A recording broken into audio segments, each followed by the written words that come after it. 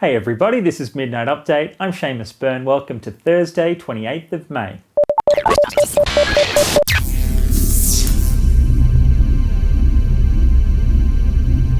I've had a chance to play with a bunch of the latest video cameras in the last couple of weeks, but I haven't found a chance to talk about them all. Until now. It seems I was one of the first in the country to get some hands-on time with the spanking new Canon HV40.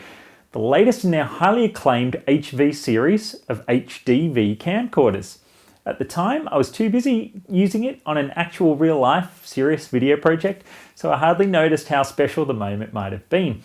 The quick scoop, the HV40 maintains the awesome tradition set by its predecessors, and I'm happy to say it remains the benchmark in price performance for mini DV high-definition video cameras.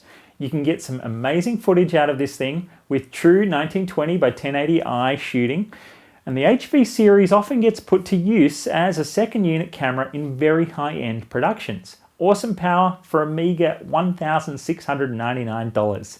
That's a buy. I've talked about Sony's XR520 in the past, including some footage of its excellent image stabilization in action during a Sony demonstration. Now, I've had a good play with it, and frankly, it's the best of the hard drive cameras I've spent time with. Full high definition, 240 gigs of storage, which is basically overkill, and a new CMOS chip for a much improved dynamic range, which means better pictures. My main issue is AVC HD. It's too compressed for my needs. And then I found it difficult to get a live output from the camera into a computer compared to mini DV tape cameras. For me, I'm going to wait for better flash memory cameras and higher bitrate record modes before leaving my mini DV tapes out in the cold. Panasonic has given me a look at their new SD20. It's an SD memory card video camera that also lives in the full HD zone. In Panasonic's latest ads, there's a lot of talk about this new intelligent auto mode, which really does actually do a better job of picking the right mode of shooting to suit the current conditions. Now, it's still not manual, but for most people in this camera's market, it's going to help you get better results. And what else do you want? This thing is also ridiculously light. All those moving parts out of the way really do make a difference. Again, it's AVC HD, but as you get down to this price point, it's about getting good, not perfect performance. But on that note, I like the next one a bit more. I'd seen pictures of the Sanyo Xacti before, but it wasn't until I got it in my hands that I realized just how lovely it is. This is the Xacti CG10, pitched as a hybrid video still camera, but we're here to talk video. And this camera offers 720p video recorded in AVC HD to SD card, but it's just $549, and it operates in this lovely little pocket-sized form factor. Now, quick tip, you can go one-handed if you like, but better pictures come from getting both hands involved.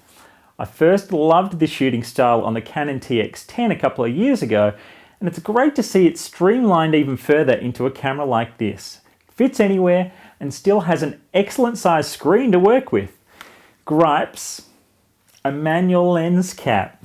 But if that's all I'm whining about, finally, some very exciting news from the world of ultra portable video cameras. Yep, smidgier still than the Xacti. The Flip video camera has been going nuts in the USA. It's super cheap, super simple camera with a big red button and a USB for charging and uploading footage. It's almost an anti-video camera compared to what we've seen before. Now, I won't bother describing more just now because you can't really get your hands on it locally, much to the disappointment of many.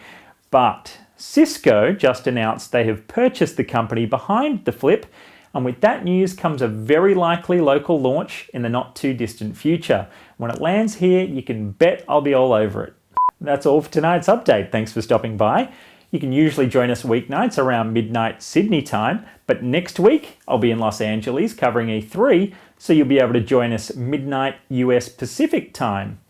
And for more coverage, visit midnightupdate.com.